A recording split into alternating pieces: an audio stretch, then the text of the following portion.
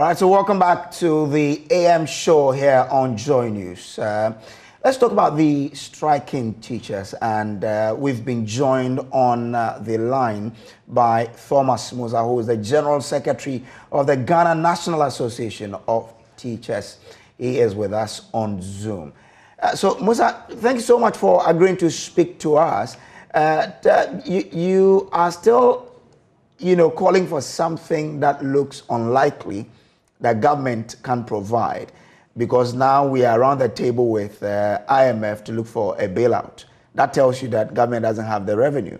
How does that play into your request for the payment of COLA?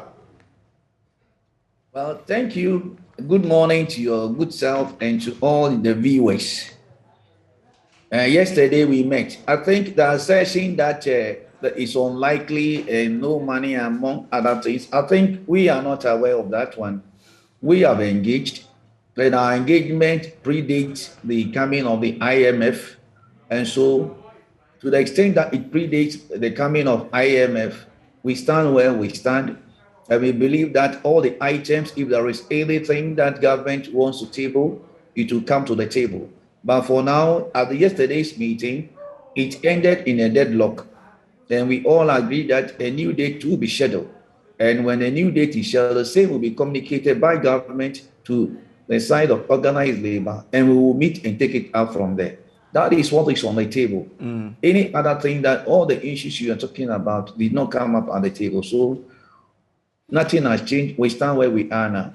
So at the table, what was tabled from government?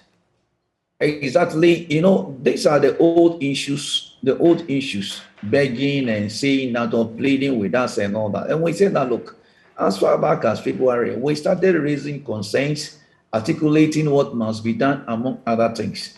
It didn't work out. First May at the Independence Square during the May parade, Dr. Yalba articulated clearly the issues and concerns of the working population. And it came out that there was a need for some kind of COLA to be paid of 20%. All these things were articulated, nothing happened. Then we served notice. And this time it was not even the national leaders, but it was across the district, the regions and all that. They all started the agitation. That look, by the close of June, we expect appropriate response from the government. All these things didn't happen. No positive results came out. And so that has brought us where we are today, and that we have to embark on this industrial action. So that is where we are. And it is our hope and expectation that given the current environment and the economic hardship and depression that workers are enduring, something must be done to cushion them. Don't let us forget that in 2021, we made huge sacrifices, and in this particular year also, huge sacrifices were made. And so in the light of all these things, it has become necessary and critical that workers be cushioned. But did government confirm to you that there's no money, and that's why they came begging for you to rescind your decision? Oh, normally when you engage in negotiation, you always expect that. You don't expect the other party come to tell you that I have more than enough. In every even if you go to the market and you go to buy, it is always like that. That somebody will tell you, I don't have money and all those. So it is part of the negotiation or discussions. And so once that has come up, it is not anything strange or anything that is not known in social dialogue. So it came up. But we made it clear to them that yes, it is their right, and it is also part of social dialogue for them to express those sentiments. But we made it clear to them that we are talking about the issues of human security here.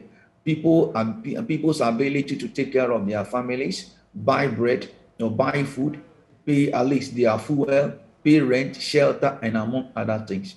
So to that extent, we are talking about the issues of human security, which is an integral part of national security.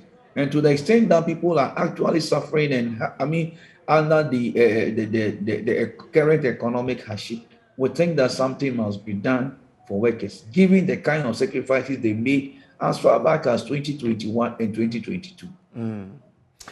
What will convince teachers to soften your stance as it is now?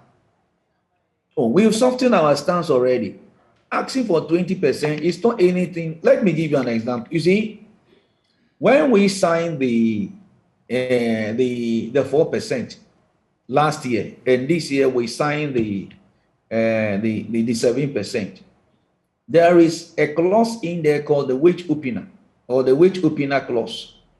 Now, the wage opener clause clearly states or makes it clear that, look, in times of economic difficulties, challenges, at which all the variables that we stood on to agree with the current arrangement, if the variables will change significantly, then we can come back to the table and trigger that particular clause. And once that particular clause is triggered, we ought to come back to the table and reopen the negotiation.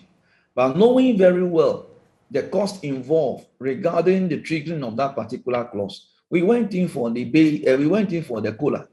And so we have weighed the two options and looking at everything, we said, look, 2023 also negotiations are around the corner. So let us go for the lesser one. And that was the path we took. That is the COLA.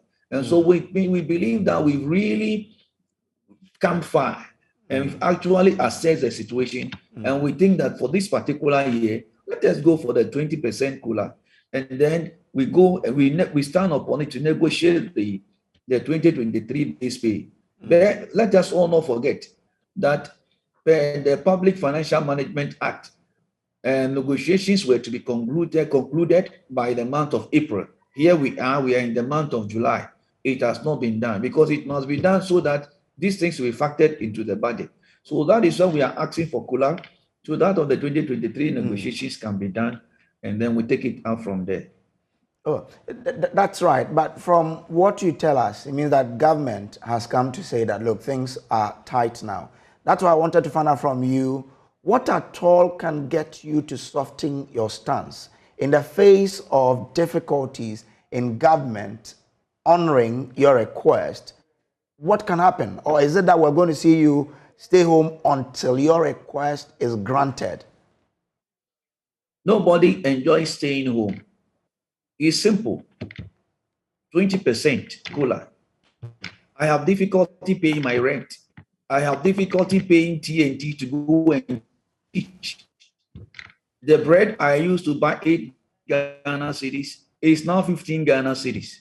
Cement that I buy 39 Ghana cedis at the beginning of January, 30, 40 Ghana cedis. It now 66 Ghana cedis. Okay, my clothing and everything, the water I pay, utility and everything has changed. So all that I'm saying is that the amount of money, the 1,500 or so, the 2,000 that I am paid, it is now half. So you will see me holding physical cash of 2,000, but in real terms, I am only holding 1,000 Ghana cedis. So the amount of goods and services I can buy buy last year and at the beginning of this particular year, that warranted us to go for that mega percentage increment on the base pay, that's all being eroded. That is where we are. So we are saying that kindly cushion the workers a bit, and we are asking for 20%. And I've indicated to you that is why we did not trigger the wage opener clause and rather went in for COLA. So that is where we are. When the COLA is given, why not? We will go and do what we know best. Teach the children and let them become the doctors, lawyers, among other teachers and all that. I've seen videos of children who are pleading with their teachers to have mercy. Will you ever at any point in this whole development tend to look at what the student or the pupils are telling you to say, okay, government is proving as though it is not able to honor it, but let's look at the children and revert? We know that some of them will be writing exams soon. Would there be any consideration like that? Or, like you say, you're still standing your ground? We have three parties to this. We have the teachers or workers, you have the government, and we have the parents.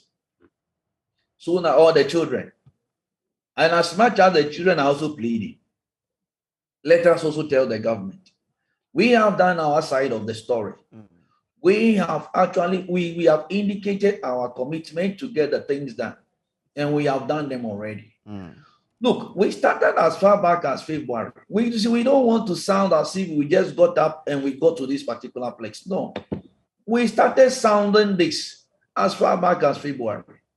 Okay, and people might be thinking that, oh, nothing happened. We did not have any positive response among others, and we are here. So if one party has made all the commitment, one party has actually come out clearly to articulate the concerns and the current challenges confronting each member, and what we need to all do to get it done, and then all these things fell on deaf ears. What else do you expect? So if we are here now, then the other party that was called upon as far back as February must give the favorable response, and you will take it out from there. This will not create any difficulty for anybody, so that we take it out from there. We are all hopeful that when we meet at the next meeting that we will be having, when they invite us, we will go, and we hope that something positive will be tabled, and we'll take it out from there, and we'll bring this matter to a close. Interesting. As to when this matter will be brought to a close, we don't know. Let's see how it goes. But when is your next meeting? Yes. Oh, as when it will come to a close, I think you can find out from government. No, but I was only asking. You said you met yesterday. When is the next meeting? Yes. Oh, yes. So we are waiting on the government side. We've told them when they call us in the morning, afternoon, evening, Saturday, Sunday, anytime, any day, they should let us have the invitation, and we will respond positively. What if Labour Commission comes in to say, friends, you need to return? What will be your response? The current position is that the Labour Commission has asked we dialogue. So we are dialoguing. And we don't expect the Labour Commission to come and do anything other than what they have said. So now the Labour Commission has confirmed that your strike is illegal. What do you say? Because if it's illegal, then it has its own, repercussions. So what will be your response to what the Labour Commission has put out? The letter we have from the Labour Commission is that we should go and we should engage, and we are engaging.